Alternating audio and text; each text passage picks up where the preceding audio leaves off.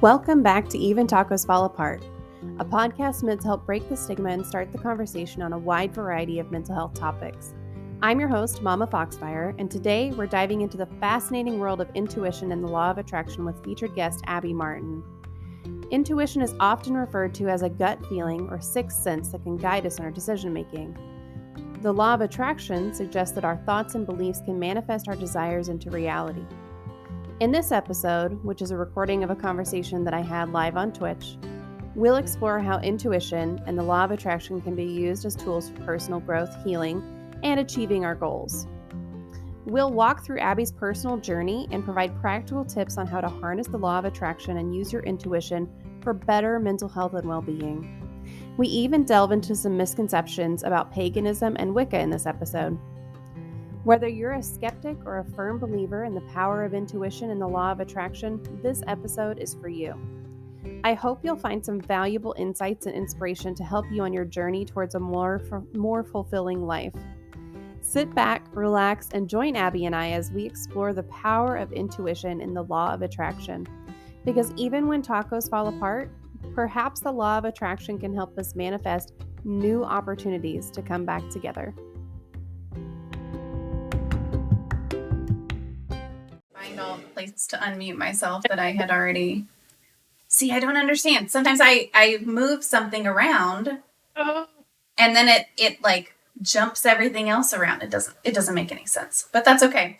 Hello, welcome to another Mental Health Monday. Thank you so much for being here today. I'm really excited for our guest tonight. This is Abbie Martin. We are going to be talking about her experience being a law of attraction coach and how she enables people to trust their intuition and stand in their spiritual power, along with a whole bunch of other things that I'm really excited to get into. Before we get started here tonight, I'm going to open up this question queue. If you have any questions while we are live, let me back that up. If you have any questions while we are live and talking with Abbie today, feel free to pop them into the chat, use !Q, follow it with your question, and that'll be put into the queue. I'll make sure to grab it. Bye, Mark. Welcome. I'm here on time today. Thank you for being here. I appreciate you very much. So we're going to hop right into it. Like I said, if you have any questions as we're going, feel free to pop them into the chat, and we're just gonna blow and go here. So, Abbie, thank you so much for being here today. Really appreciate you taking the time out. Thanks for having me. I'm happy to be here. Absolutely. So with more than 25 years of executive recruiting and coaching experience in the corporate world, Abbie is a witch, an energy healer, and a student of all things mystical. Through her personal journey of understanding the symbiotic relationship between the physical body and our spiritual lives, she was able to transform her son's health, which is something that I am really excited to talk about tonight. As she began offering holistic advice to her clients, Abbie expanded her learning into the world of energy healing. When presented with the opportunity to learn about witchcraft, she was overcome with the feeling of coming home, which I think is just beautiful. She's now on a mission to bring her brand of magic and inspiration to the world in the hopes that it helps you. And she believes that we are on the precipice of real change in the collective, and we need the tools and techniques to help us heal, cope, and thrive. If you guys are interested in more information, here are some links for you: website, Facebook, Instagram, YouTube, TikTok. I'll pop over here, and here are those posts. Okay, I will. Hold on. I'm going to get it. I'm gonna try to do it over here instead. There it goes. Okay. I don't know why it wouldn't let me send those over here. That's okay. Listen, if that's the only problem that we have tonight, that is okay. So Abbie, thank you so much again just for being here, just for joining me. I really appreciate you. Your background, as we were just talking about, is in executive coaching. So what led you to that in your life prior to what you do now? Sure. It was actually an accident, if I'm being honest. My mom really wanted me to get and follow in her footsteps into organizational development. And I didn't know what that was, like I had helped her. I took classes with her, but I still didn't understand it. And so she was like, go to grad school. And I said, I feel like I need some work experience. And I was just a little rebel and signed up with a temp agency and fell into recruiting. And I felt just head over heels with it.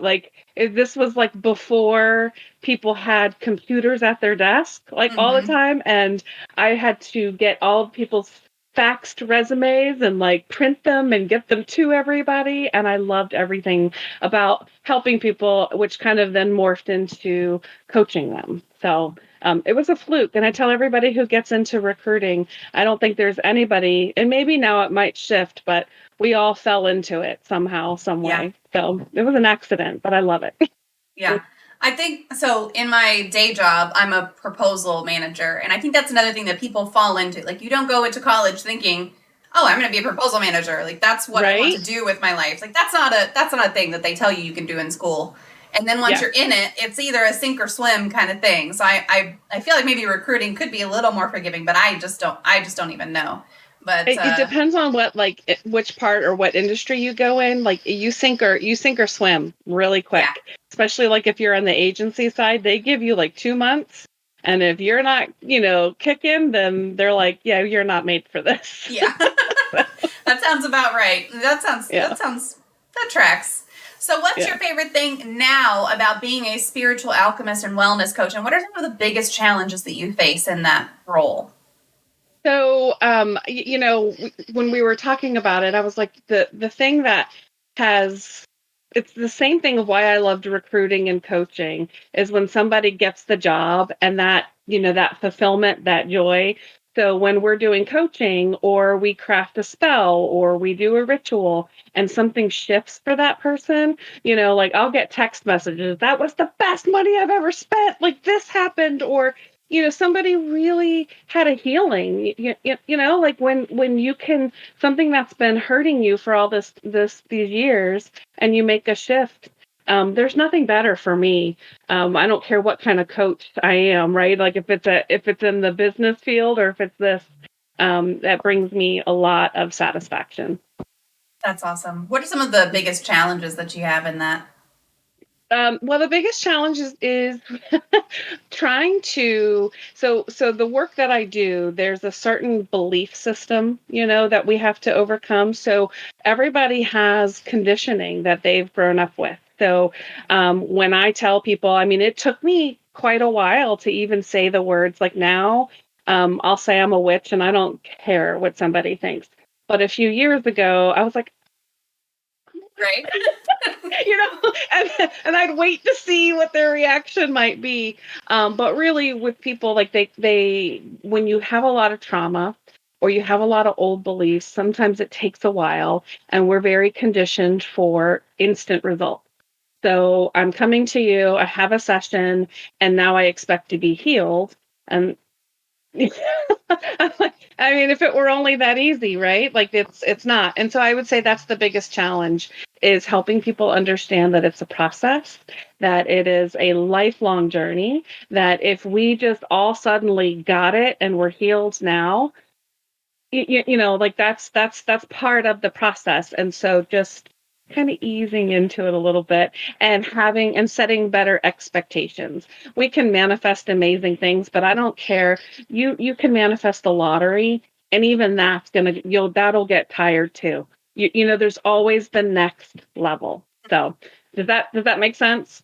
Yeah, it can be hard to not have that. We're so used to instant gratification of like, okay, I want to, and that's everything from like getting something done on your phone to establishing a new habit, brushing your teeth twice a day, which is what I'm trying to work on with my 9-year-old. Yeah. There's not that, he's not in that habit. And so getting into those habits and things, they take time. And it's the same with coaching and everything. That's something that you can't expect to just go in on day one. And that is really hard for a lot of people to understand, is that it takes time. It takes dedication. So yeah. I hear you. That's tough. It's the change management process. Even in corporate, you see, like it's hard. As a collective, when we're trying to change something on a big scale, it's the same thing internally. You want to change and you're like, okay, tomorrow I'm changing everything. It never works that way. Yeah. That's very true. Yeah. So slow process. And so when people come in and they get a little disappointed, I would say that's the biggest challenge, just the re-education, to kind of help go through that. Absolutely. So do you have a true crime or serial killer story that fascinates you? So many of them. You told me you were going to ask that question. I was like, oh, we could go in a whole different direction. But I'll keep it shorter. My favorite is the one that got me calling people. I was like, watch this because I need to talk about it. Was the Abducted in Plain Sight. Do you know what I'm talking about? I haven't seen that. They were telling the story from their perspective of this family where this guy moved next door or was friends with the family, really befriended them, and then abducted the daughter, not once, but twice. Oh my gosh. This man groomed them all, and so I get really fascinated with how we all, I mean, like we how do you, like, now they can look back and they can see all the signs, but when you're in those situations, so I love watching all the ones about cults and yes, like all of that, because it's just like because it's easy to judge it from the outside, it's super easy, but when you're in it, what makes you lose yourself so that you don't see those things, or that somehow that becomes normal? And that fascinates me. I could talk about that all day long. So all right, so my 15-year-old and I are watching Criminal Minds together right now. We pick a show and we just watch it from like beginning to end, and we've started Criminal Minds, and of course it's going to take us for freaking ever to watch. It's such a long show, but I don't remember what it was. There was something about a cult, and I turned to him and I said, don't ever let them deprive you of protein. Don't ever let them deprive you of sleep. If they try to do those two things, they're going to try to brainwash you, and you need to call me because you're in a cult. I'm like, you gotta know the signs. Yeah, you do. You have to be really vigilant. Yeah. Because there was another one. I watched them all, like for whatever reason, and it's like I love watching more uplifting type of things. Like I'd rather watch comedy, but man, do I go in on those because I do. I think that's the that's the duality nature, and you would think, oh, that would never happen to me. And it happens to all of us somehow. Yeah, it really does. It really does. Yeah. Well, it's one of those things that, yes, you can watch as many uplifting things as you want. And I watch the happy shows. The show that we watched right before this was The Good Place, which is an excellent show. So it was a lot of really funny and good stuff. And, we throw in different movies. And so we just watched Zootopia together yesterday. So we don't only watch Criminal Minds, but it's one of those things that, how are you going to talk about it? How am I going to prepare my children if I don't even know the signs to look out for to make sure that they don't join a freaking cult? Exactly. That's how I was like, this is research. But I think it's more because I see it when anybody's in a certain church, when anybody's even at companies, it happens. You start to bring on that persona, and I watch people, and I'm like, why do you put up with that? So it fascinates me of our human brain and how, we can get in those situations and lose ourselves a little bit. Fascinates me. Yeah. Bite Mark is recommending Leverage. It's a crime show and a funny show all in one. So I'm going to make a note of that for myself. I was like, I'm going to write that down. Thank you. Because that's one that's not on my list, I don't think. I keep track on I use Real Good to keep track of all the shows. And of course, my list, just like my Goodreads list, is ever growing and never slowing. So it'll just go on the pile. So this is a question from chat. What is your favorite poem? Oh, my favorite poem. You know what? I don't know who wrote it, but it was a poem for me. So when my mom died, it's called "Death is Nothing at All." And I printed it, I put it in a picture frame, and I had to read it every day. It's one of my favorites because it was the basic message is I don't talk about me like I'm not here. I'm still here. You just can't see me. And that was, every day. And so that's how I started cultivating a lot of this stuff was through my mom's death. And that poem was a huge part of it. Looks like it's Henry Scott Holland. Does that sound right? Yes. Yep. Yeah, this looks like a I think I've read this before. Yeah. Yeah, that's a good one. So I'm going to post a link to it if anybody wants to go read it for yourself. There's a link for it. You are welcome to. Failed to send the message. Okay, so something is not connected over here on this side. Yes.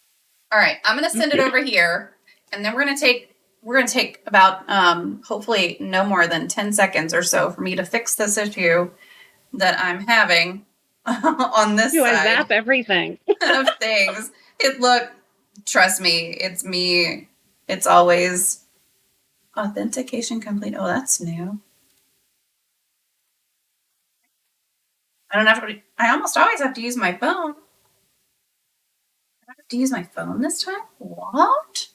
They changed it. No wonder it's messed up. Okay, this is going to be a test message to see if it sends.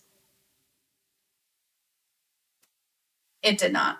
That's okay. We're gonna press on without me being able to send messages right there. It's all good. Okay.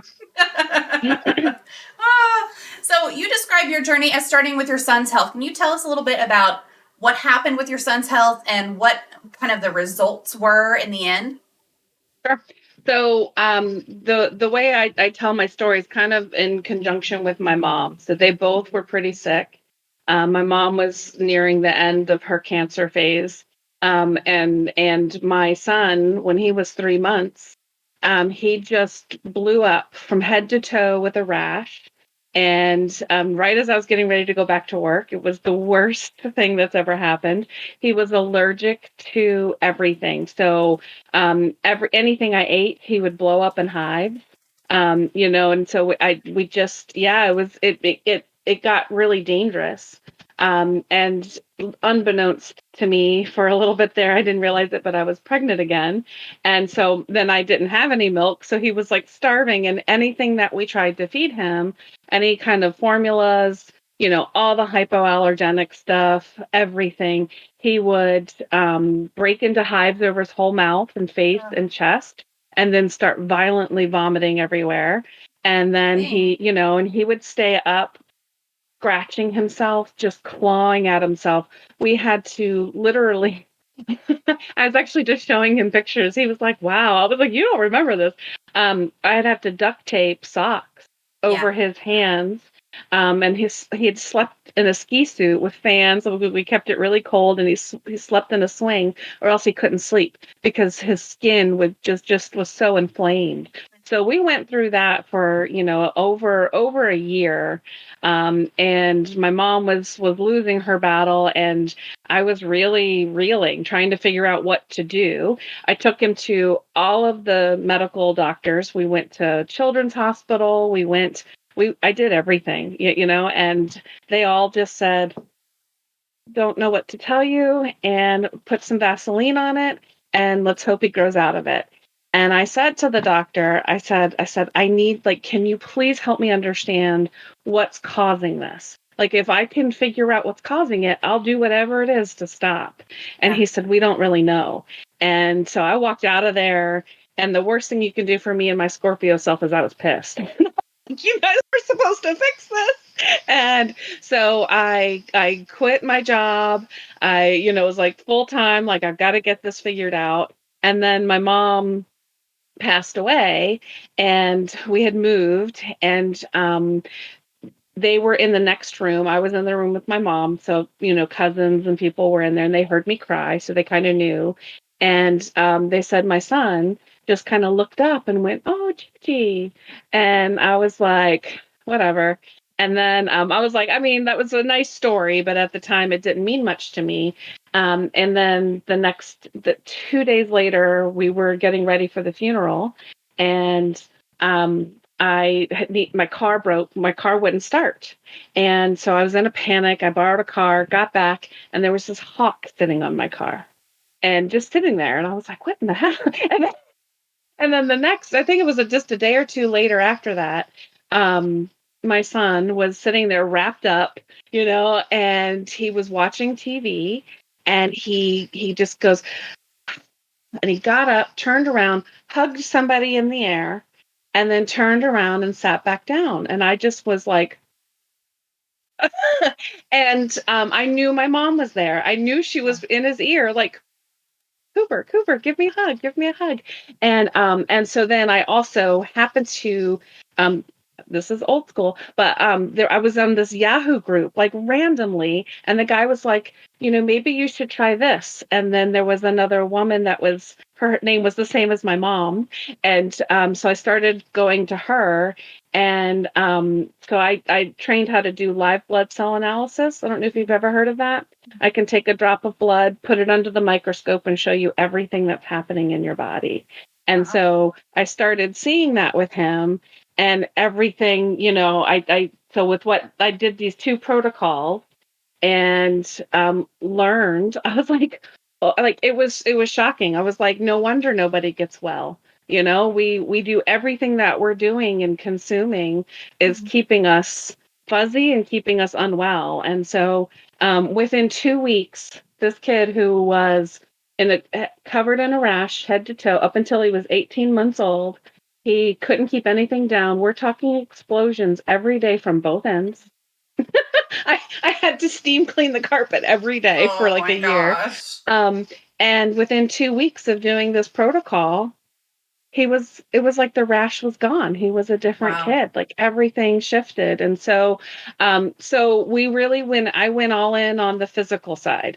So I took every class from this teacher, became, a raw chef. I taught classes. I did the live blood cell. I do iridology, where I can take a picture of your eye and it's a map of your body. So it tells me everything that's happening, so I did all of that. But the one thing that I really learned, and this is what my mom's death was teaching me, is that, the mistake we make is if we're only treating the physical or we're only treating the spiritual, like we have to do a blend of both. So both of those things all happening at the same time is what led me down this path of trying to understand it and to come up with a way to honor both. Because I've tried to do it like either or, and it doesn't work. So I feel like that's a long-winded way, but that was really, I feel really grateful. A lot of times people will say, like, well, wouldn't you have liked to have known that sooner? And I'm like, it all happened the way that it was supposed to, right? Yes. Like I learned a lot, and I hate that my mom had to go. But if she hadn't, I was not on the right path. Like her and that whole experience blew my heart open, blew my third eye open, because I would have said people were crazy. Like, all right, guys. And then here this is happening. And so I went to my teacher, and she was like, by the way, your mom is here. And I was like, excuse me?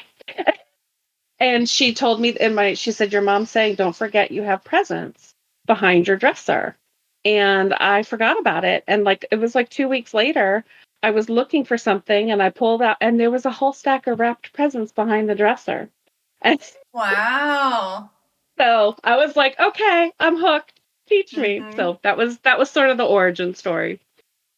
That's really cool. And that was kind of going to be my next question is, do you wish you'd made these changes sooner, or do you think that it was the right time? So it sounds like that was just everything happened the way that it happened. And you hear people talk about that all the time. This came into my life at the right moment. And this was the moment that had it happened before, I would not have been open to it. Had it happened later, I would have been too cynical for it, or whatever it was. It's like things sometimes do feel like they just pop into place at the exact right moment. And it really sounds like that's kind of what happened with you. So what was the reception whenever you stepped back from work? Was everyone supportive whenever you left your corporate world? So yes, and they all thought I was a little crazy, but they were used to that. I'm the woo-woo girl, right? Like I'm the one that, we're doing sales, and I would put, crystals on the crystal grid for the sales. But people would laugh at me in the group meeting, but then they would call me and be like, hey, can you put a crystal for me on that? So I think everybody understood, what I want to do, and are very supportive, even if they think, that I'm a little crazy with it, and that's okay. Isn't it funny how people can outwardly be like, oh, that's very, like you said, that's very woo-woo, like, whatever, But then on the side, they're like, maybe there is something to it. I think that it's really stigmatized. Yeah. And they have to outwardly do that, but inwardly maybe they still believe a little bit, which is great. And it's good that you were able to, I'm sure you were receptive to that a little bit, but it sucks that people are so outwardly not as receptive. They're not. I mean, I'll give you a case in point. This weekend, I was at an event, and I had a table, and I had crystals on there, and I had a lady come up, and I could see some people were like, oh no. And this one lady came up, and she goes, I just want you to know, I don't believe in anything that you do here. But I really like the look of this crystal, so I'm going to buy it. I was like, okay. Sure, whatever. Do what you got to do. And I think that that's part of one of the things that if somehow I could just be a small part of the solution of helping people releasing these fear-based systems that we've put on us, that, like just questioning, where does that come from? Like, it's just all this old conditioning that says, that you can't be woo-woo, that it means that it's something evil, or that it's something, and it's just not true. So, like it doesn't bother me anymore. I used to. I did a workshop once, and the lady came up to me and she said, I'm so loving everything that you're doing. But I just, you used the word spell a couple of times, and I think like you would have a lot more reception if you didn't use that word. And I said, I got to be honest with you. I appreciate your feedback, but the people who come to me will resonate with that. Yeah. And if they don't, I'm fine if they don't come see me, Right. And she was like, what? So I think the second piece is, we can't be everything to everyone. And so whatever mythology, whatever, thing that we've created here, where we think we all have to believe the same thing, or that there's only one path, that's for the birds. I absolutely it really agree is. with that. Yeah. Yeah. Your work is very much centered around caring for your mental health and creating rituals and sacred practices and spells to help others do their own spiritual work. And you also have I was looking at your website, several really neat certifications. Can you walk us through kind of what services you offer to your clients? Yeah, absolutely. So I call it coaching, which is really, it's a blend of things. And that's where I started using the term spiritual alchemy, is because I have learned so many different things, and I don't believe that it's just a one size fits all. I think in some situations you might want to learn to do, I don't know if you know what EFT is. It's emotional freedom technique. It's a tapping thing where you're working on your meridians, right? Like if you've got some sort of trauma or fear or phobia, it's a great tool for that. But if you're looking to manifest some money, you don't necessarily need to do that. Maybe you need to do a spell. So what I like to do is say, like, what is it that's happening for you? What is it that you're looking to shift? And let's create something, right? Maybe you want to do a spell. I've done some great spells for people that have really transformed literally, I would be the happiest person if I could spend all my days like helping people create their own rituals and their own spells, because it's just law of attraction work, so putting that all together. And then I would say a huge part is also just listening, because a lot of times people just need a voice to say, like, hey, these things, this trauma has been stored in there, help me release that. So giving people the tools. So I can do the EFT sessions, I do the coaching, I do the custom rituals where we can go through and really whatever you're looking to shift, because that's how I got out of corporate America, was I created this ritual. It was quite an accident. I just was like, I need help. And then this ritual sort of came in, or a custom spell. So I do those. I sell kits, because that was sort of what I kept saying and kept seeing in my head. Like, I want people to be able to do it themselves. Like, this is not, I think we do this thing where we put, like, the teacher knows everything, and the teacher's the only one that can have the connection. And so I want to teach everybody how to have their own connection and how to tap into their own thing. So I have kits where, teaches you the whole process, leads you through it, gives you all of the candles, the crystals, the oils, all of that. So you can go through and manifest whatever it is, that you're looking for in your life. Right. I think that's it's such a good focus to have, to say, I am the teacher. I'm going to teach you to help yourself. It's one of those things that was my biggest, favorite moral lesson from the movie Moana was whenever they were like that revelation that the ocean is going to help you if you start to help yourself. And I feel like that's really been my experience, is if you want something in life, you have to start to try to help yourself, and you have to kind of figure out ways. But that means that you learn from other people, it means you learn from other places. So I think that that's really beautiful. Yeah. Well, I think it's one of the laws, right? Like whatever you're doing, I think the universe, whatever you want to call that, meets you where you're at and where you're putting in. And so, if you're being very passive, it meets you there, Yeah. So if you want to put in a little bit of effort, that's kind of amazing what can happen when you put, I call it focused intention, like it doesn't matter the modality. That's the truth. Somebody's like, I don't really like doing that. I'm like, there's plenty of other things you can do, but put your focused intention on it. That's how you get the change. Yeah. You mentioned law of attraction a moment ago. Is that something that's belief driven? Do you have to believe in it for it to be there, or is it always there in our lives, whether we believe in it or not? Yeah, I love that question, because it's, when you have anything that says the law, right? It's the law. We don't get to go, oh, gravity, will it work today or not? Let me decide. So the law of attraction works because it's just the law. And so when people say, well, I used the law of attraction, that makes me laugh now, because I used to say that, and I'm like, well, I'm going to use the law of attraction. I'm like, well, it just is what and so you have to learn how to work with it.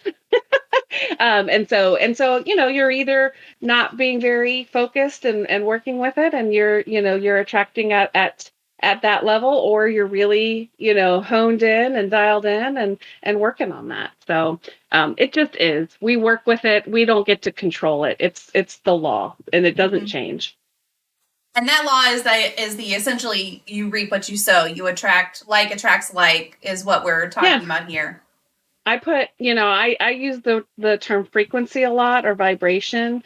And so, because everything vibrates, everything, your desk, your lights, your nails, your everything is vibrating, every cell in your body. And so every thought that you have is a frequency that you're putting out. And so the law of attraction will meet that frequency. So if it's a high frequency, very abundant frequency, very loving frequency, that's what will come back. Simple as that. It sounds really simple. It's when you start to really practice it, then you're like, oh, this is really hard. It's complicated. Yeah, absolutely. Like getting a plane to defy gravity, but it's not defying gravity. It's really working with everything else to make it happen. So it's a lot more complicated than it seems on kind of first outset, which is okay. So in that same vein, do you believe that people cause their own negativity, as in accidents and negative consequences and illnesses? Or is that something that is out of our control and kind of up to whatever higher power is believed in? Yeah, that is the $1 million question. And I'm going to put this out there that this is my opinion. Yes. I do get triggered when, and I think this happened particularly when the new age, new thought, type of things were taking over, and people were really, The Secret was popularized. And so what everybody started doing was like, oh, well, you manifested that. That's your fault. Oh, well, you must have not been doing something right. You created this situation. And I think that's really hard, because there's some situations in this world, there's just no way that, as a 6-year-old says, I'd like to be, this horrible parent in my life that will abuse me. And like, no. Now, do I think at a spiritual level, at some sort, that there's some sort of conversations that happen where we say, like, okay, this lifetime, I'm going to be the victim, and I'm going to learn to work through that. And this other person says, I will victimize you, like, because I love you. Yeah, I actually think that that's true. Do I think that makes it okay? No. Do I think that you should then say, oh, well, I asked for this? No. Like, I think that that's one way we really do ourselves a disservice, because it puts you in the victim mentality. And then it just, to me, that's, there's two ways. Have you ever heard of the Course in Miracles? Mm-mm. So it's another philosophy. It was a channeled work. And their philosophy is like, listen, there's only two choices in this world. It's either love or fear, the ego or the Holy Spirit. Like, that's it. Like you know? And so Wow. when you, yeah, it's it's pretty fascinating. And so when you are having something bad happen and you're like, well, I must have done this. To me, that's the ego world keeping you in a loop and keeping you trapped so that you don't step out and get the lesson and move on. My teacher, who she was molested for years by several people in her family, and she did the work. She healed. She's like, like has a great relationship. Like they've had all this healing, and I thought that's insane. But that's the possibility that can happen. Or perhaps your lesson is to learn, how to have boundaries and to be like I'm out, I'm cutting you out, and that's okay. Or whatever the case may be. Like for me, my mom dying was horrible. I mean, that was the worst thing that's happened. And I can't say that I caused that or she caused that, but I'm also grateful for it. So, no, in no circumstance do I think anybody should ever say, well, I manifested this bad thing, but you could say, because I think what is a true statement, when you want something and you want to shift something, for the most part, it comes from a place of something's not going well. So the things that are not going well are helping you to get to where you want to go. You can look at it that way versus, oh, I screwed up again. I didn't think right again. I didn't do, you know what I mean? Like that lowers you at that vibration or that frequency we were talking about. Yeah, and that's kind of where I'm picking up is just that the lowering of the vibration there and saying if you're dwelling in, okay, well, I did something to cause this bad thing. And of course there are negative consequences for negative actions. Of course, I think that there are some things that we do cause, but like bone cancer, no, that's not one of them. And you do have a choice there. You can dwell in the fact that you have cancer, and you can dwell in the negative side of that, and you can go the woe is me route. And I'm not saying that there is absolutely a grieving process with getting cancer and a cancer diagnosis, and you have to go through all of those steps and everything. But you can also have good things come out of it. Yeah, and so when the bad things happen, I would love for people to say, this really sucks, and I'm open to learning what I need to learn from this situation. Yeah. Like it doesn't, one thing I say over and over and over to my clients, it's an and. We've got to step out of this or, like, it can't always be all good. That's, we live in this dualistic world. There is good and bad. There's like, we've assigned that meaning, but we have, these things that are bad that happen and the good. And, wouldn't it be nice if you could just say, and instead of, I can never have anything bad happen. It's not realistic. Right. Hell yeah. Bad things are going to happen. Honestly, like a bad thing is why I'm doing what I do today. And most people here already know my story, but, if my grandfather hadn't gone missing, I literally wouldn't be here talking about this today. Like that is one thing that you think a grandparent going missing and never being found, that's awful. That's tragic. It's horrible. Like bad shit happens in life. It happens. But because of that thing that happened, here I am today doing this, and helping a lot of people. Yeah. Right. And so I do wish that more people would acknowledge that something bad is happening and then try to find the good that can come out of it. It's really hard to do sometimes, though, I'll say from experience. Well, I always tell people, I'm like, listen, the worst thing you can do when something bad happens, when you're in the thick of it, and you are, I call it when you're triggered, right? When you're hot and you're like whatever it is, maybe you're a crier, maybe you're a yeller, whatever the case may be, you need to take a breath and go and be in that process. Get to the reasons why it's happening later. Like don't rush that process. I think most people, it's bypassing the process. You have to get through it and then find the lesson, because that's where I see a lot of people, because they feel like they know better and they're more spiritually evolved. And so it's like, well, this is happening because, and it's like, you got to own it. It sucks right now. Whatever's happening, it sucks. So. Yeah. And it can suck. It can suck. And sometimes you just got to go through the sucky shit. And that's okay. Yep. A lot of time people will talk about miracles in terms of religion or their faith leading them to places. And we kind of already touched on that a little bit. Are religion and spirituality, are those forms of manifesting as well? So I think, they're using different words. Mm-hmm. I think, turning water into wine is kind of a miracle. It's a manifestation. I think, a lot of times the doctors, I've had a lot of people go in and they're suddenly healed and they're like, it's a miraculous recovery. It's, I think it's all manifestation. We dress it up in the words that make us feel good or whatever you've been socially conditioned to think are, is good, but it's all the same, in my opinion. I really do. I think whatever, any religion, they're trying to manifest healing. They're it's all manifestation. Yeah. I wish more people would recognize that it's just other words. Like, yeah, it's all English or whatever your native language is. Yeah. But it's just another word for the same thing a lot of the time. Yeah.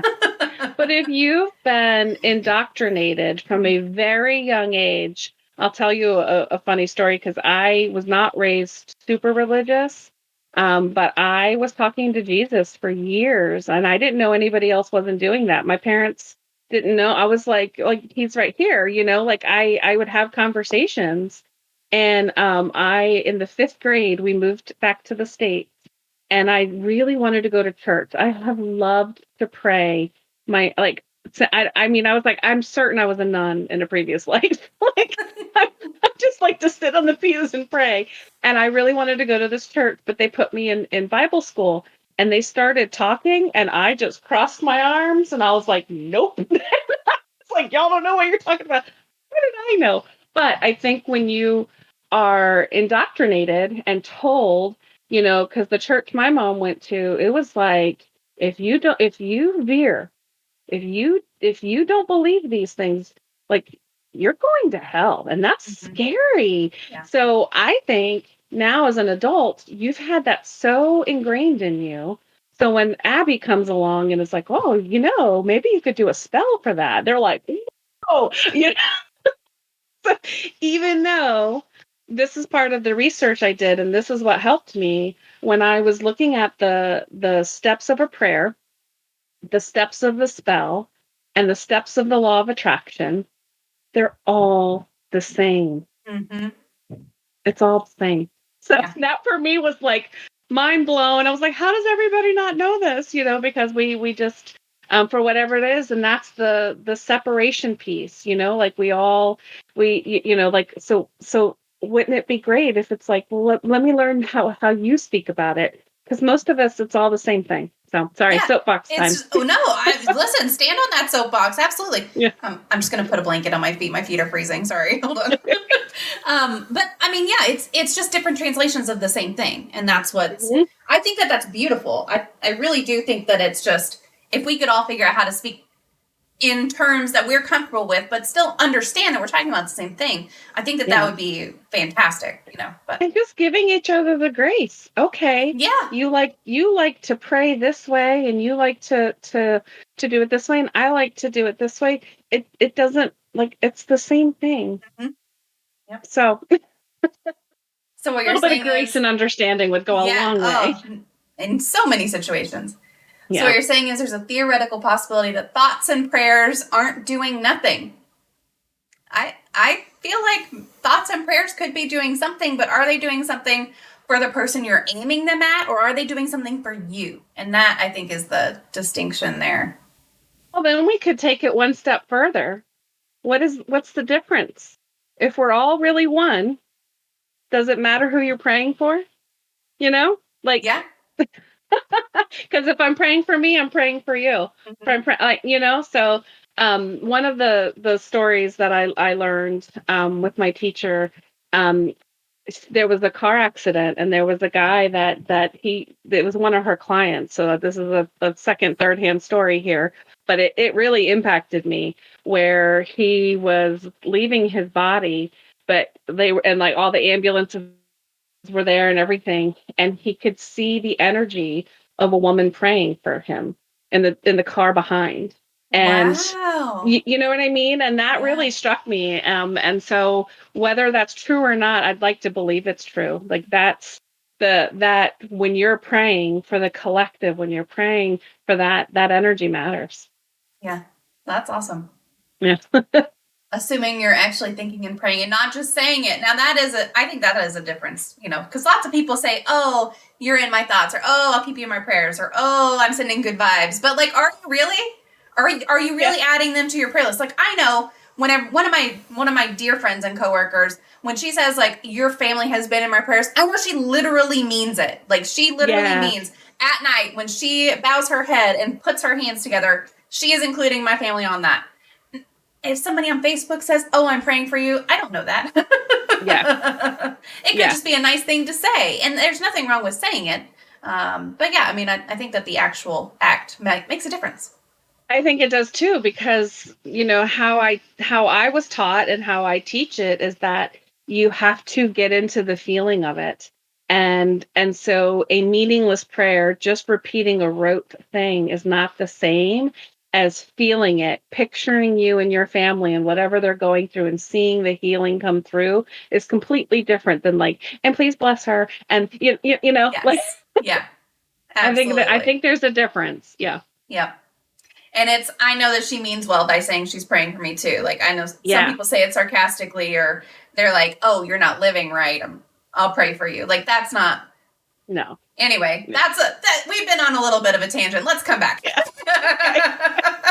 Back to regular scheduled program. Look, we get distracted here all the time. We go on tangents. We get on soapboxes. It's all good. It's just fine. Okay. What are the typical outcomes for your clients as they focus on tuning in to their own intuition and embracing their spiritual power? What do people typically get out of that whenever they work with you? So I've had quite a few great success stories. I was talking to somebody else today. I was like, I've only had one client where we're still struggling to get through some of the blocks, but I had one client manifested $10,000 like after just like 2 times of doing the treatment. I had another client get a job. I had another one who couldn't get her. She runs retreats and was really frustrated, and she had people on the wait list. Like it was, I have another one where it was a custom spell. It was the anti-negativity spell that I do. I actually created it because it works so well. And this person that was creating so much toxicity and negativity in the workforce, she did the spell for days, did the spray, and next thing you know, the person is promoted and moved out to a whole nother thing. She's like, oh my God, it works. So I think really my experience has been two things. Either, I still do, I don't put it on my website. Like I still will help people with some of the physical coaching. Like if they're having a real issue, I still like doing the live blood cell analysis and, and helping on the physical side. So I've had a lot of success on that. But I'm like, there's been a lot of people who've manifested some great things. And I would say it's the evolution. You can manifest something, like I said, then you're ready for the next thing.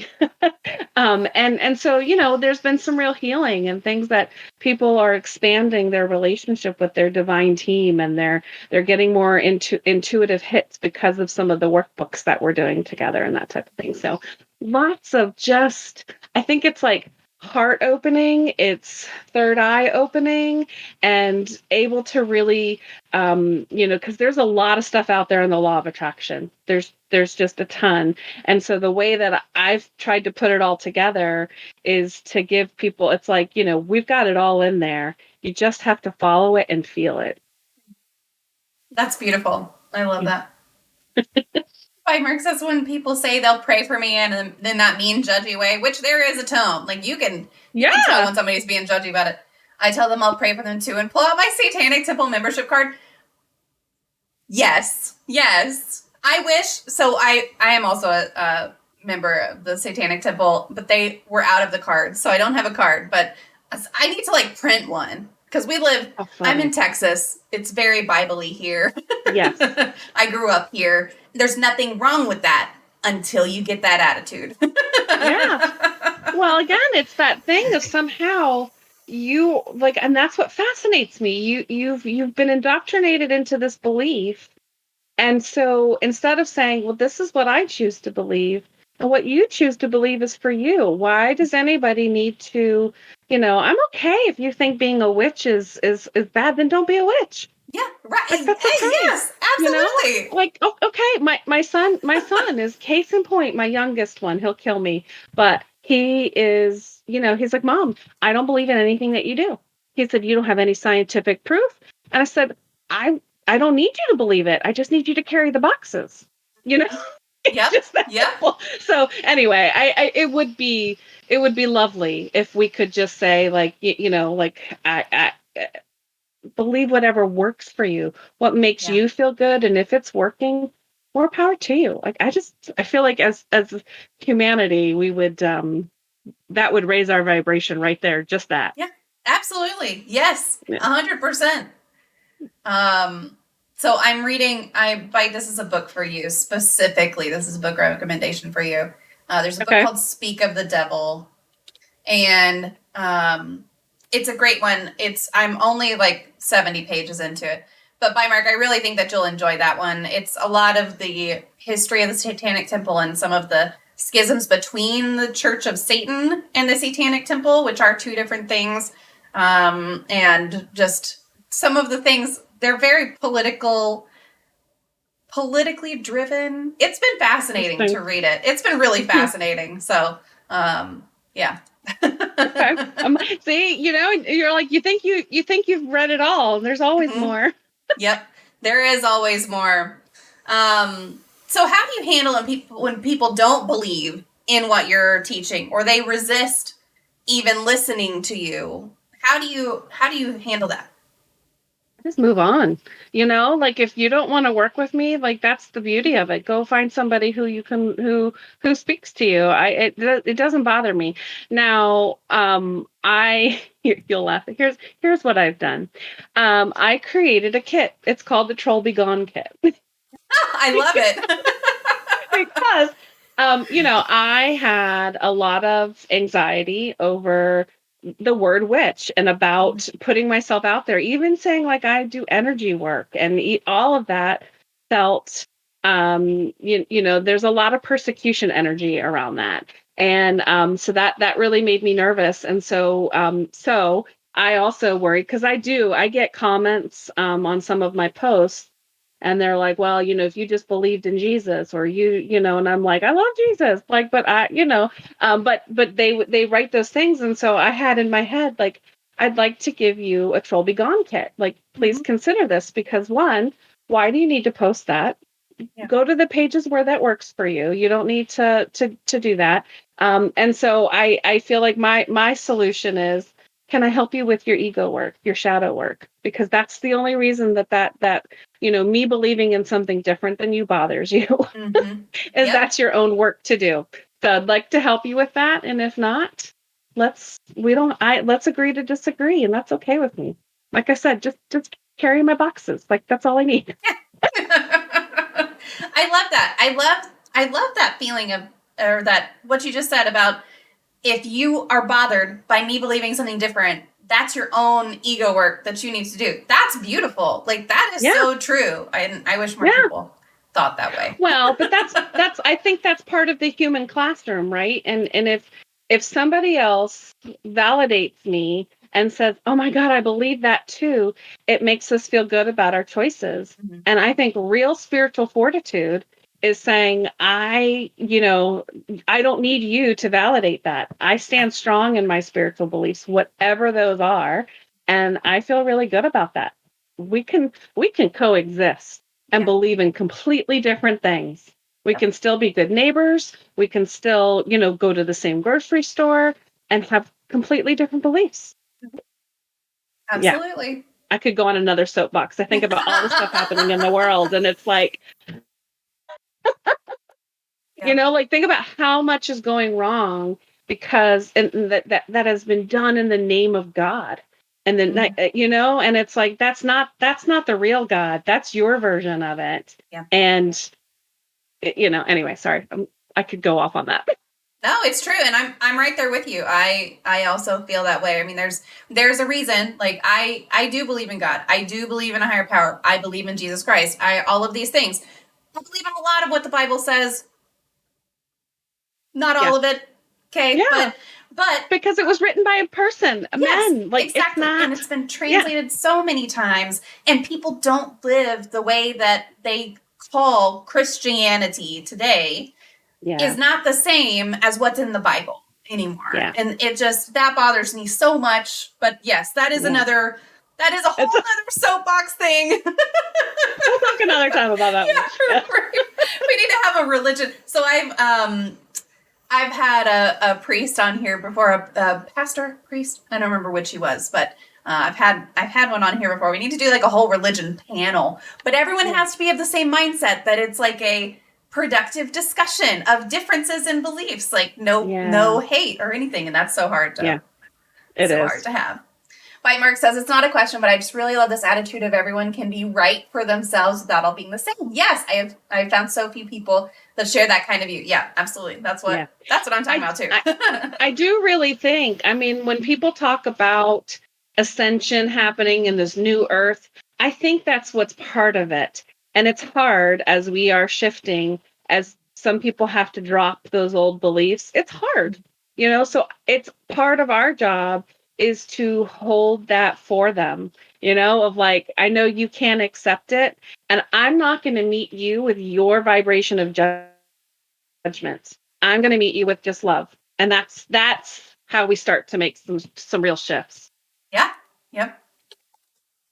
You need to do a Patreon, start a Patreon, and we can do a Patreons only all religion stream. I mean, that is the only way that would work. It would have to be, unfortunately, that is something that I would have to put. I don't put anything behind a paywall here. Everything that I do is free and open access, because I really believe that these discussions need to be open. If we did let's get 5 different religions on a call, that would have to be behind a paywall. There's no way. Show up for that one. Oh, yeah, no kidding. It would have to be, though. Okay, so the perception, and we've talked about this a little bit, of Wicca or paganism in general is sometimes very misunderstood, very misaligned, about being like cursing your enemies. So what beliefs do you personally adhere to, since we're talking about beliefs, and have you ever had anyone approach you from like a client side trying to cause harm to someone else through your services? Yeah, I have. It's quite disturbing, when somebody comes and they are extremely serious. I really would like you to put a hex on my ex. And I'm like, ha, ha, ha. And they're like, no, I'm being serious. And I'm like, because that would never occur to me, because, and this is what I explained to them, it's the same thing that I've been saying. I'm like, listen, if you really understood and believed the oneness, whatever I'm hexing myself.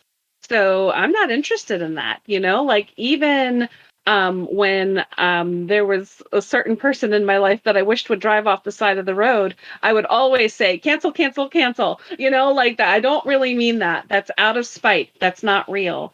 And so no, I don't believe. I think if you are, doing, being a Wiccan or a pagan, which, like if you are following that earth-based religion, it's really all about honoring the oneness. It's about honoring the earth. The key word there is honor.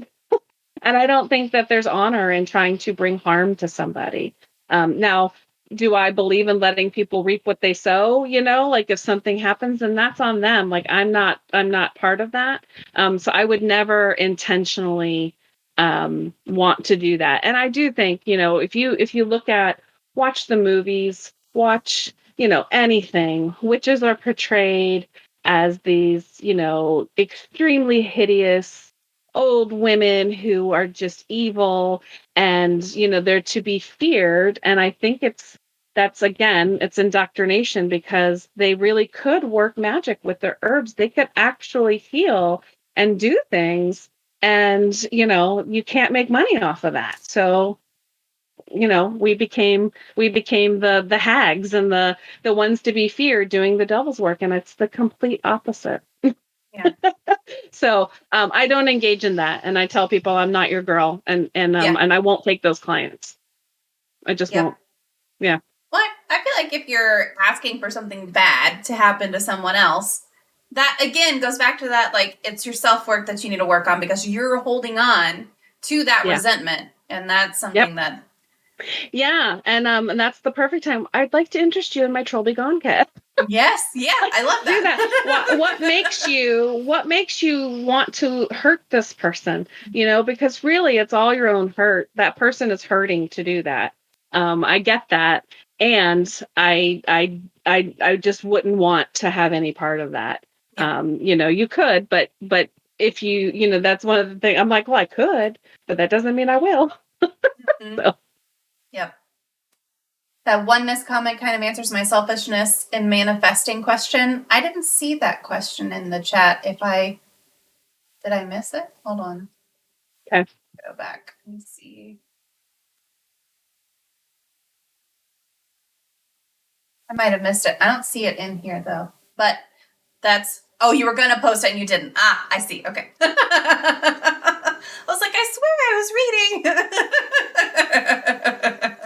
Well, but I mean, so I have a question about, okay, all right, she's posting.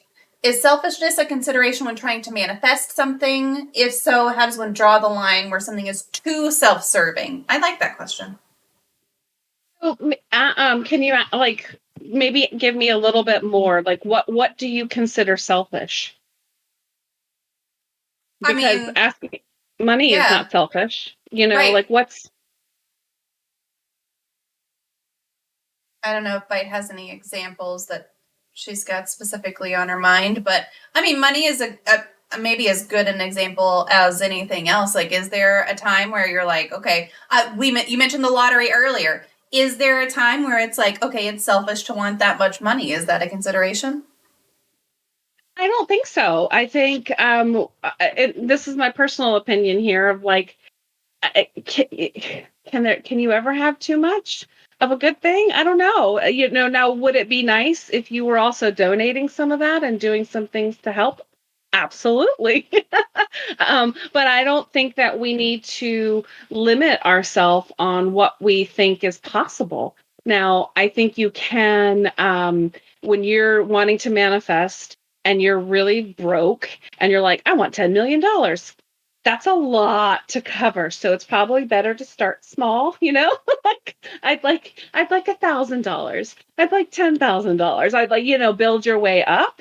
But I don't think there's anything wrong with asking and for asking for that abundance and feeling abundance. I think that comes from this conditioning we have, right? Like, because I get that when I've had that happen in my life when things go really well. Some people want to take you down because they don't want you to go past them or do all that. And I think true manifestation is like, go for it. Go manifest as much money, as much love, as much whatever it is that you want in your life. If you want 50 cars, go for it. No. So I don't think that that's selfish at all to want those things for yourself. Yeah. He did expand and said, depending on the belief system, anything from asking for anything at all for yourself up to specifically wanting to take something away from someone else. It's a very broad spectrum. Yeah. I think taking something away from someone else goes kind of back to that ego self-work. And just keep, when you're doing your work, you can only control and only work on your stuff. The minute you're trying to do anything with somebody else, and which is where I talk about a lot with like love. So I have a love kit and I call it the embodying love kit, because you may want to manifest it, but you can't control anybody else showing up for you, but you can control the more love you feel, the more love you give yourself, the more love, all of that. So it's kind of like the more giving you are, the more comes back. So I can see it, when we're talking about selfishness. And that way, if it's coming from a selfish place, I want more. I want to take, right? We could go off on another soapbox of mine of like corporate greed and all of those things. I think it's wrong for companies to want profit? Absolutely not. Do I think that, you know what I mean? Like that they should crush all the little guys who could also be like, no, I don't think that that's in alignment with there's enough for everyone, right? Mm-hmm. And then, all right, so another example is I want this person to be changed in this way because that would be better for me. I think we just kind of covered that a little bit. Yeah. Good luck with that, by the way. It's never going to happen. Quit trying to change me, Bite. I'm not changing for you. No, I'm just kidding. So this is a community question that was sent in ahead of time, specifically related to Wicca. If someone is interested in learning more about Wicca's rituals and practices, are there any resources you would recommend starting with? Books, websites, that kind of thing. Yeah, there is so much information now, which is great. When I first started, I have this group of friends that we call each other, we're the woo-woos, and we would try something different every month. And so when I started researching, because we were like, well, maybe let's just give a spell a shot. And I was like, well, it's my turn to host. I'll look it up. I'll see. And there was a lot of really great websites. One of my favorite authors, I feel like he's got really great beginner books of like introducing is Eric Cunningham. I feel like he's got a lot of books. There's a lot of great stuff. And then, because I have a lot of books on it, they all start to be repetitive. Yeah. But I think his are a really good place to start and helping you understand the elements of everything and kind of the foundation and then the different, celebrations and that type of stuff. Is it Scott Cunningham? Yeah. Okay. What did I say, Eric? Yeah, Scott. I just want to make sure to grab the link. Thanks. Here we go. All right, cool. Cunningham. Yeah, and I mean that is one of the things is there is a lot of information out there. Sometimes it's hard for someone who's trying to learn about things, and this is the case with a lot of stuff right now. In particular, it's hard to find a good resource, like what's a valid one, And so, because I see a lot of people on TikTok, and it's hard for me to see because some people I feel like they really get it. And then others, I can tell that they are not really, really into it, and they have a ton of followers, and I'm like I want to teach the right way. So I think that here's the thing that I have really learned to do is you have to learn how to tap into your own intuition when it comes to that. So if you've got somebody, because there are people out there who are like, they're proud that they put hexes. They're proud that they do all these things. And so you really have to tune in how much of this person is leading with their ego. Mm-hmm. And I'm going to, I'm good because I think you can get a little cocky, of like, oh, I could cast a spell for anything. You can do that. And so you really do want to just tune in. Is this person coming from that place of honoring it? Because to me, when you're casting a spell, when you're saying a prayer, when you're doing any of that, it's sacred. And so look for that, when you're listening to anybody and they're teaching you little things to do, look for the ones that teach it as it's sacred versus it's funny or it's a joke or it's something to control other people. Those are the people you can just keep scrolling by. Yeah. Are there any activities or tools or exercises that you use with your clients that you think everyone would benefit from, whether they're your client or anything? Yeah. I can give you, there's 3 that are my tried and true most favorite things to do. So the first is before I do any ritual, before I do any spell or any meditation, I do a practice of calling myself home. So the way that I envision the way that this world works, I always own that. What do I know? But this is what I believe is we are, we're these fragmented pieces of the oneness, right? Like we are having this human experience.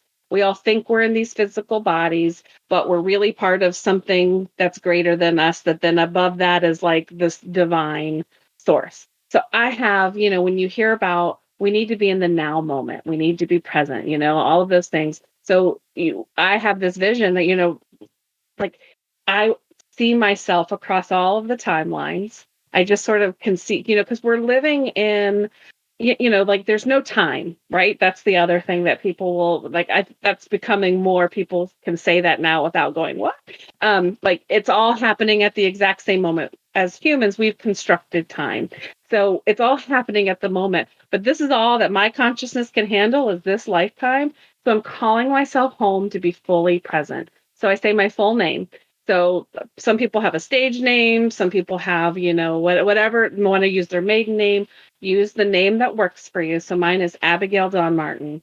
And so I will open my arms and I will say, Abigail Dawn Martin, Abigail Dawn Martin, Abigail Dawn Martin. And then I bring myself and I'm like, come home now.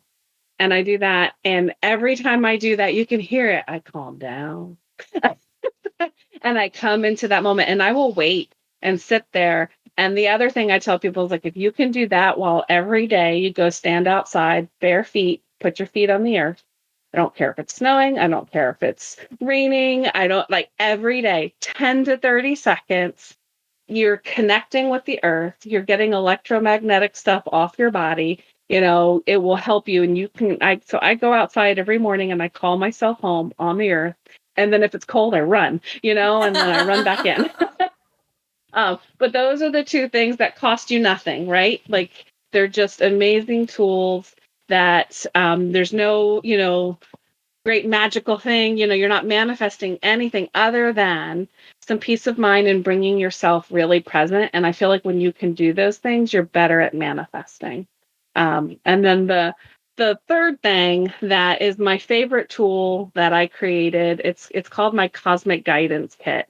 And you can just do a workbook or you can do the whole kit, if you want the whole thing. But part of the way that I really worked on how to get into my intuition because, I can have a conversation with you and things will flow through me, right? And you'll be like, what did you just say? And I'm like, I don't know. Like, it just came through. Like, and I can hear things like, but when it's for myself, it's way harder. You really doubt yourself. So I created this workbook and I do it every day. And now I don't feel good unless I do it. And all my clients that we do it every day, it's the best. Oh, what did you get today? So it's like doing some work with your higher self. What would you have me know today? Pulling cards, talking to your divine team, asking for help. So I can go back in my book and see like all the things I've asked. And then I have a section that says, here's what came through and like what manifested. Yeah. And so you start trusting yourself and going, oh, I really am being guided and I am being helped and, going through. So that is my favorite tool. Yeah, it's my favorite. I was like, even if I never sell another workbook, I will use them all for the rest of my life because I love them so much. And I feel like it's a really great way to start your day or end it of just, kind of tuning in and tapping into that. So. Yeah, that's wonderful. Yeah. And that goes back to like a gratitude journal and that kind of thing. People talk about that all the time. That's a very accepted thing. And this just takes it that step further. Like, okay, what are you thankful for? What are you wanting in your life? And then documenting that journey too. And that's something that we talk about, journaling and everything. And when I was working through a lot of things that I was trying to heal from and everything, I would journal, and then my therapist would be like, okay, tear those pages out and throw them away. You don't need them anymore. You worked through it. You're done with it. But then she would change it to, okay, you've worked through what you need to work through. Let's start doing just some general journaling. And that was different. That's like, I can look back and see, what was I doing last week, last month, last year, and kind of call it into, okay, here's the perspective of where I was and where I am. And it's really a beautiful thing that you can do. I love that you have a workbook specifically for that. I haven't seen that before. So that's great. Yeah, I do that one. I have an appreciation one too, where I teach people that practice. And so ideally, I do my guidance one in the morning because it starts my day. And then I end the day with the appreciation. There's really, there's no better way to like raise your frequency as like, and even if your day has sucked, I'm really glad that my electricity is on. I'm really glad that my carpet is connected to the floor.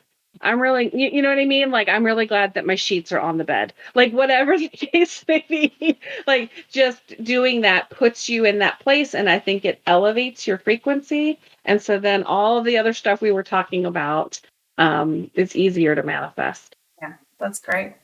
Yeah. self-care fall into the plan when you're focusing on spiritual power and the law of attraction and intuition? Where does self-care fall into that? So that, when we were going back and talking about the physical, I tried for a few years.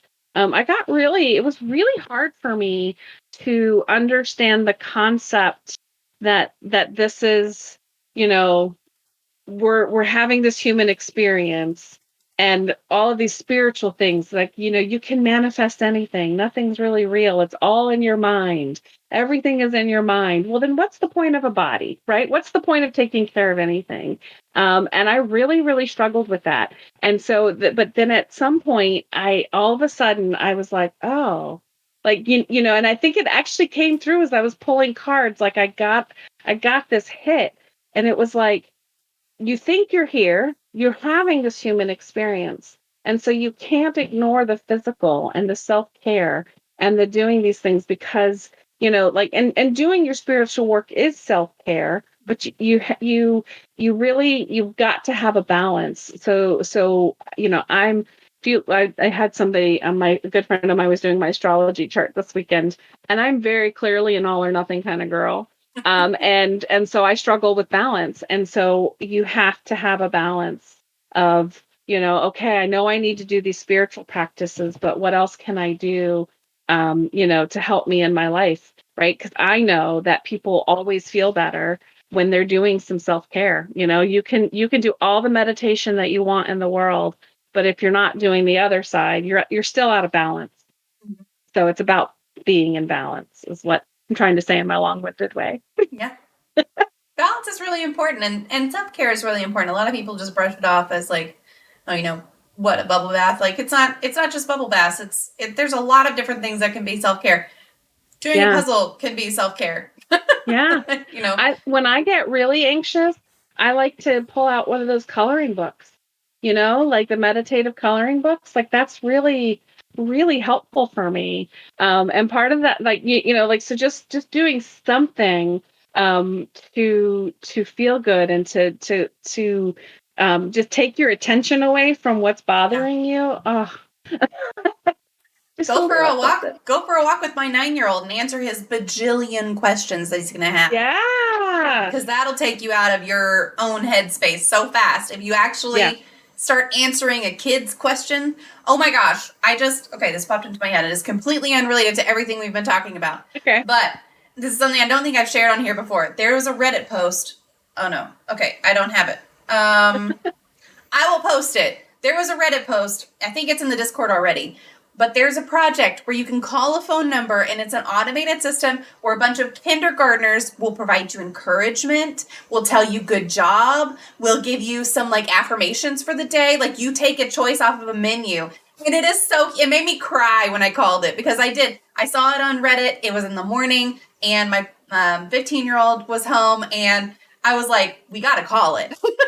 So we called it. So and they were both like, oh my God, I needed that. And I didn't know I needed that. I love it. So it was great. I will find that. I will post it again in Discord. I think I've already posted it, but I'll post it again because I just thought about it. I don't think I've shared it on the stream before. So anyway, back to what we were talking about. If you weren't doing what you do now, or if you had chosen to do something different, what would you be doing instead? That's a hard question. Not really, but everybody you talk to says, well, I wouldn't be here if I didn't, so, but if I wasn't, the one thing that I got derailed from in my life is I love to write. So I would, I had people when I was younger not be very supportive of that. Oh, you'll never make money at that. And all of those things, all of those stories. But I have all of these like super creative stories that are along with these types of themes that I would like to write. Somebody asked a question. I was watching something and they said, okay, so you have 3 weeks to live. What are you going to do? And the first thing I was like, oh God, I got to get those books out. And so that's what I would do. I would like to hole up and just write. Yes, absolutely. I think that's awesome. Yeah. And that's a hard thing to do. A lot of people can't just write. They don't have the drive to do that. They don't have the desire to do that. Yeah. I have a notebook that's like this thick, and it's I have 10 books outlined, and they all interweave. Like it's 2 different series, but they're actually connected. Like, and I showed it to my friends a couple weekends ago. I was like, this isn't normal, right? Like, I probably should really do something with this. Yes, absolutely. What are they about? If you don't mind sharing, don't feel obligated to share. No, I don't mind at all. It's really it's 2 different stories. The first is of the fairy world, and the fairies are, they're above land and under, and what happens when they're the young girl gets tricked. She doesn't know she's a fairy, and so getting stuck in the fairyland. And so it's complicated. I was like, how do I explain this? But they're learning how they're losing their magic, and they don't know why. And so they're really trying to get that piece figured out. And then you've got the dragon world, where the human gets stuck on there, which starts the whole prophecy. And they're all interconnected of how they all used to live on Earth together. But the key point being that they are learning how to, like, the dragons have their own color coding system, and how they really, it's like forgetting that they're all dragons. So it's, and then they're all have lost their magic. So it's all helping them. Like, they all end up coming together. It's interspersed through each book of coming together to learn how to find their fire, how to find their wings, and how to do all that. Oh, I love that. Yeah. That's really cool. Yeah, you definitely need to do something with that. I'm not sure I explained it really well, because all of a sudden I'm like, but that that one day I'm going to do that pretty soon. Someday. Yeah. I feel like it's perfectly normal for a writer, but I probably feel that way because I have similar Discord servers. That's just me and my notes. Yes. Oh, the number. Thank you, Bite. I appreciate that. The number for that little hotline that the kindergartners, it's a pep talk hotline. It's 707-998-8410. And if you need a pick-me-up, or if you have some tissues handy and you're ready to cry, call that number. And it's an automated system, and it is just so adorable. It's so cute. Absolutely. That's so sweet. Chuck says I called last week. It's very sweet. It really is. Absolutely. Well, even you see them, some people do them on, on social media, like the kids will get on there and say stuff. There's a couple like that. Yeah. And from my perspective, it's because children represent innocence to us, and it's a closer connection to source. And so it brings us to that place, so it makes sense that it makes us feel good when we get those. Yep, absolutely. Yeah. All right, it is time for the magic moment. I do have a magic wand. Oh, this is my magic wand. Oh no. There, maybe I put it right here. There we go. It lights up and everything. Yeah. Okay, so you have your own. So if you could wave that magic wand and eliminate one common opinion or misconception or theory surrounding mental illness, disabilities, or talking about mental health, what would it be? And I'm going to wave it on my end, and you wave it on your end, and then you just got it. I really would love for people. It's probably it's still in line with what I've been saying. But when you are seeing somebody who's got a mental illness, or there's something going on, we have this conditioning, this brainwashing, whatever you want to call it, of what's normal and what's right. And so if I could erase that and to say, like, if somebody's suffering with something, what's that here to teach them? Versus, well, something's wrong with them. There's nothing wrong with anybody who's having issues with mental illness or any of that. They're getting a really strong lesson, right? Maybe a more challenging one. But that would be my one wish. If we could take away the stigma of that, means something's wrong with you. There's nothing wrong. Yep, absolutely. Yeah. So I'm going to open it up to any remaining community Q&A. And if you have anything that you want to talk about, anything we haven't covered, resources, sites, or anything like that, personal recommendations, I'll just open the floor to you and let you take it away. Then are you waiting for questions or? Oh, go for it. While they're typing in questions, if they have any more, we'll just let you have I feel step on as many soapboxes as you want. Which soapbox can I get back on? No. Because I think when we start talking about manifestation, that's really where and whatever you're gonna do, just go in and be like, what would really make me happy? If people could ask themselves that, not because we look online and everybody's telling us like you're only really happy if you have all this money, and I've made a lot of money before. I've done really, really well, and then I've also not. And I've been happier not making all the money when I'm following my passion, when I'm doing all that. So, happiness doesn't have to be what somebody has told you or what you're seeing on there. Take some time, right, to define what would really make you happy. Because I think when you do that, then it's all about that alignment piece. So that's my last soapbox for you. I like it. I like it because a lot of people say, not only happiness, but success is based on how much money you make. And I think happiness is part of success. And if you're not happy, even though you have a butt ton of money, then you're not successful to me. And if you are happy, even though you don't have a butt ton of money, then that could also be success for you. And so that's something that I think it's a personal definition. And I agree. Figure out what that definition is for you. 100%. Yeah. Yeah. Instead of letting it be, listen, does money make life easier? 1,000%, Yes. but it doesn't make you happier, right. And I get that. I'm not a proponent of being like, it's fine to be, completely broke. Like sometimes that sucks. I get it. But I've learned, as I've been launching my own business, I've learned to live with a lot less. And while that's harder to do, and having that nice corporate paycheck and benefits and all of that, I'm so much happier because, when I was at work, and we didn't talk about this, we had started that when we were emailing, but when I was so wound up, I would have to go for car rides with all the windows down, but right before my meetings, because I was so stressed and so anxious about everything that was going on. I was like, the money's not worth this. Like the shaking before it's not worth it. So it's really, and that's how I just feel like then the, money keeps coming in because I'm following the intuition. I'm doing those things. So yeah, I love that.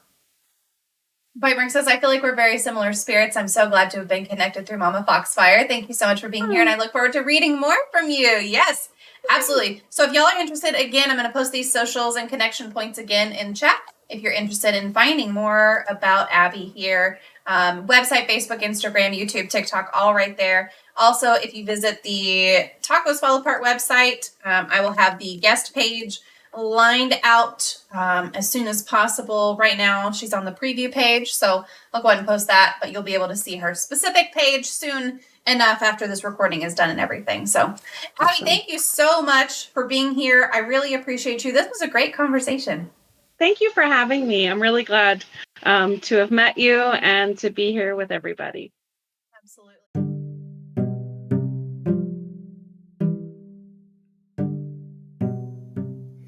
Thanks for tuning in to today's episode of Even Tacos Fall Apart. I hope you enjoyed our discussion on intuition and the law of attraction with special guest Abbie Martin. I know I learned some new things about trusting my own intuition and how shifting my thoughts and beliefs can have a profound impact on our mental health and well-being. I hope that the insights and practical tips that Abbie shared have inspired you to also tap into your intuition and to use the law of attraction to manifest your dreams. As always, I encourage you to seek professional help if you're struggling with mental health issues. Remember that it is okay to not be okay, and seeking help is a sign of strength, not weakness. Thanks for listening to Even Tacos Fall Apart, and I'll see you next week for another episode about mental health, resilience, and finding hope in the midst of adversity. Before we go, a quick reminder to subscribe to the podcast and leave a review on your favorite podcast platform if you enjoyed this episode. It's free, and it really helps reach more people who could benefit from the stories and interviews we share here. Thanks again for listening, and remember, sometimes things fall apart, But I hope this podcast helps you also understand that you don't have to put yourself back together alone.